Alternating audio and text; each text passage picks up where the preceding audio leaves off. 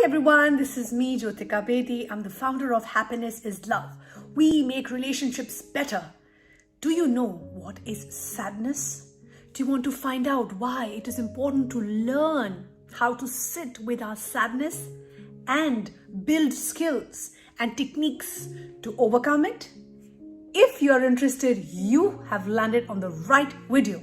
I want to share with you because I was very curious, and this is what we do at Happiness is Love, where we believe in building skills, in learning healthy habits, and in upgrading our motivation, our mindset, and our creativity. So let's first understand what sadness really is. Sadness is a natural and extremely common emotion. Most likely, we all feel a bit sad. We all have felt sad in the last few years, starting from 2020. Perhaps because it was so long since we met our friends, our family, or even traveled somewhere. However, bad moods aren't always so bad. Throughout time, humanity has cherished the negative feelings evoked by inevitable misfortunes. For example, Greek tragedies, classical music, and literature that emphasizes engulfing sadness, and philosophers that encourage accepting life's inevitable adversities and tragedies. So what is sadness exactly, and how can we embrace it? Sadness is an emotional pain that usually has a clear cause, such as losing a loved one, a failure at something important, or maybe an unsuccessful goal. Feeling sad is normal. I'm here to tell you it's okay to feel sad. It's a normal human emotion, and it's a part of being human to experience the entire rainbow of emotions. So feeling sad, like I said, is normal despite our constant efforts to make life perfect and pain-free. Sadness will inevitably come in everybody's lives. Whether it's from that promotion we didn't get or a heated argument with a loved one. Everyone has bad days sometimes. In fact, I was having a rough day this morning, and I gave myself the permission to feel sad. And this is why I make these videos, because I'm here to tell you, let's not fight our feelings. Let's not pretend if everything is okay and you're not okay. Let's not block. Let's not suppress. Let's not reject our feelings. We are here to feel our feelings. The only thing is, we don't have to become our feelings. We don't have to act on our feelings, and that's why there are healthy ways, and that's why we share these techniques and tools and tricks so that you can be your most emotionally intelligent self and self-aware, and you are equipped with how to be your bestest, grandest version, and we are cheering for you. We are rooting for you. So sadness is also a healthy emotion. Although it may not be the most comfortable emotion, as we usually tend to do our best to avoid it, and so did I this morning, sadness, however, is valid. It teaches you to appreciate life, gives you insight into the inner worlds of others, and allows you to process life's changes. And I'm here to tell you that it is important that sadness also sometimes serves a purpose. It propels you towards your goals. It makes you check in with yourself and, again, be thankful for the good in your life. You get insights about who it is that you are and what you really want and need, and it propels you to sometimes take action that you may not be, because growth really happens outside our comfort zone. So sadness is not just about being sad, but also emphasizes other feelings such as compassion, empathy, or love. And it connects people on a deeper level. I really believe this. So why do you feel sadness? There are many reasons why you could feel sad, as sadness, like I said, is a part of life. You could be sad because you lost your job, or you could be sad because you didn't celebrate an important holiday with your loved one. Maybe it's been so long since you had a heartful conversation with a close friend. I feel you. I'm here for you. And if you're feeling sad, you might also cry more often, lose interest in activities that you used to enjoy. You drink more alcohol than before, and you have trouble sleeping. Let me put it out there. We all want to be happy, don't we? It's a fundamental need for every human being. But the pressure to be happy and cheerful every single morning can be extremely tiring and detrimental to our well-being. Many philosophers argue that to be happy, we first need to let ourselves be sad. To learn more about this duality, it's very important, and we're not taught this. And let me just quickly brief you, even though I'm not a clinical practitioner, but let me just share with you my understanding of sadness versus depression. Sadness, like I said, is a natural and a normal emotion. You can be sad when your friends move across the globe, or you won't be able to hang with them anymore. You can be sad when you lose a job or an important relationship. Feeling sadness sometimes is not only normal, but also a sign that there are important things in your life worth protecting. Sadness is just another way we are human. Depression, however, is different from sadness. Although we casually use the words interchangeably, it's become fashion. We all say, oh, I'm just depressed just because I'm having a bad day, and say things like, I am just such a depressed person. These are different. Not only are they the two different, but it's crucial to differentiate and understand the difference. Sadness, like I said again, is a part of the human experience. Clinical depression is a serious medical condition. When you're sad, although you feel down, you are still able to enjoy hanging out with friends or laughing at a good movie. When you're experiencing depression, however, usually it's not the same. What brought you pleasure before doesn't have the same impact anymore. It's serious. Depression or major depressive disorder, like I said, is a medical condition that negatively affects your social or your work-related life, and it impacts your daily functionality. It impacts your body, and it even alters your brain. Although feelings of sadness may be associated with depression, the difference between depression and sadness is not only about intensity or degree, but it is also how it negatively affects the person's mind-body balance. And that's why it's very important to reach out, to seek help. And you must offer help to someone who you feel is not just feeling sad, is undergoing depression. What are some of the symptoms? And like I said, I'm not a clinical practitioner. However, what are some of the symptoms that I have understood and I'd like to share with you? The symptoms of depression are feeling depressed most of the day, nearly every single day. Lack of interest in activities, in pleasurable activities that you did before. Trouble in sleeping, either sleeping too little or sleeping too much. Trouble in eating, or eating less or eating too much. Weight gain or just sudden weight loss. Extreme fatigue most of the day, even getting out of bed seems like a struggle. Inability to concentrate or make decisions. Inappropriate or exaggerated feelings of guilt or worthlessness and just negative thoughts clouding your mind all the time. Sometimes recurrent suicidal thoughts or actions, or thinking a lot about death and dying.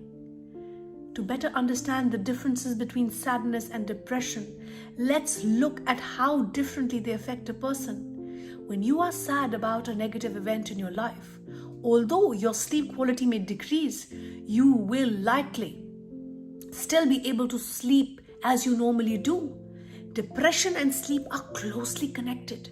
Many studies have shown that depression is overwhelmingly associated with significant disruption of normal sleep pattern, and this sometimes leads to insomnia as well.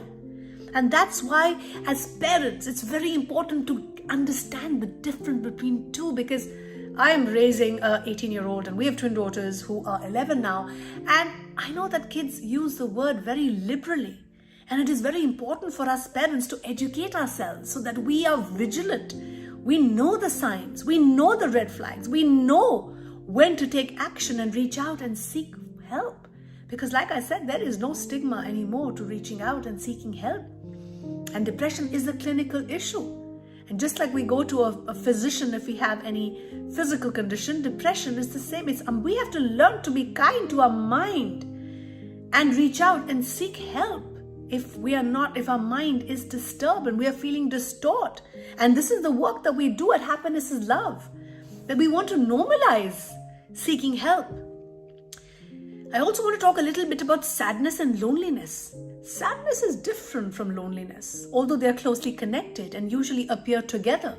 Loneliness is about a gap between how much social connection you'd like and actually experience connection. Loneliness comes from our human desire to connect, an important aspect of our lives and well-being, and is not only about the number of social connections, but also about the quality. And in Corona times, we've all realized that we were not hardwired for isolation. We were hardwired for connection and love. It's a fundamental need for every human being. For instance, you could be friendly with many colleagues and still feel lonely sometimes because you'd like to be closer to them. Loneliness, again, is a very common experience. If you feel lonely, you are not alone. In fact, the majority of us feel lonely at least one time in our lives. There are reports that state that. No wonder why researchers have warned us about the loneliness epidemic. And loneliness has serious consequences for our mental and our physical health. Studies have shown that it leads to diabetes, heart problems, obesity, sleep issues, poor health, physiological aging, mortality, and depression. And sadness and loneliness often coexist. When something bad happens, such as you lost an important person or you had to move to a different area, you can feel sad about the change in your life and lonely or disconnected from your friends. Sadness can trigger loneliness and isolation, which may increase feelings of sadness. As sadness and loneliness continue this vicious cycle, both increase in intensity, feeding off each other. And although it may seem that this continuous loop is impossible to break, it is important to know that there are things that you can do to improve. And that's why we make the videos to do, so that you have the tips and the techniques for overcoming sadness. The opposite of sadness, of depression, I want to tell you, sadness, like I said, is a normal aspect of our life. The opposite of depression is not happiness, but vitality. And if you find yourself feeling sad for longer than usual or with higher intensity than before, there are few things that you can do to overcome that sadness and bring back vitality in your life. So what are the simple techniques? Number 1, be aware. Gently ask yourself, what is causing you these feelings? It may be work-related or about a friend or even about something you didn't do as promised. It's important to be aware and be present in the moment, as sadness can appear when you're feeling lonely, when you're grieving, when you're feeling helpless. The first step to feeling better is to identify what caused you to be sad in the first place. For instance, this morning when I was feeling sad, I checked in with myself and I asked myself, why am I feeling this feeling? And I got my answer. I was feeling sad this morning because my dog wasn't feeling too well. And I know that amongst my to-do list things, my most important priority today is to take him to the doctor, and his well-being is of concern to me. And that is what was making me sad. And once when I was able to identify the reason for my sadness, I was able to quickly move into what action I need to take. And on my to-do list, on my priority list, I put taking him to the doctor as my number 1 thing to do. And I just did. And my dog feels well, he's okay, all is well. But I did feel the sadness. But the awareness and checking in with myself helped me cope better. Next, be sad. I know it can seem counterintuitive, but allowing yourself to feel the sadness you're experiencing, just like I did this morning, giving it time and space can be extremely beneficial. If you suppress or deny or dismiss your feelings, it leads to actually feeling more physical stress on your body and on your mind. Cry if you feel like it, or take a few hours to just unplug, recharge, withdraw from everyone. Cry if you feel like it. It's absolutely okay.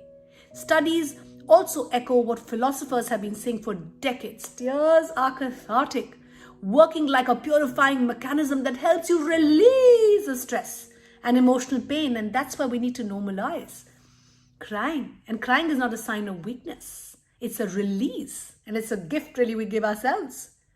Next, be compassionate. If you validate your sadness, it can help you move through it.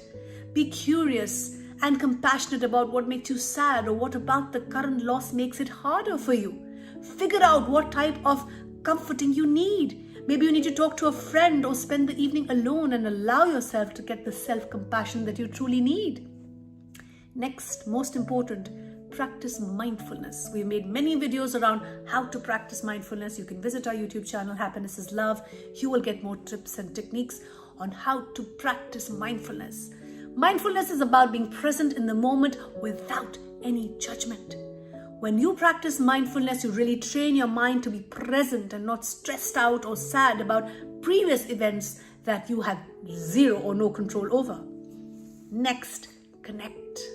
Although sometimes when you're sad, connecting with your loved ones may be the last thing you want to do, but it's actually beneficial.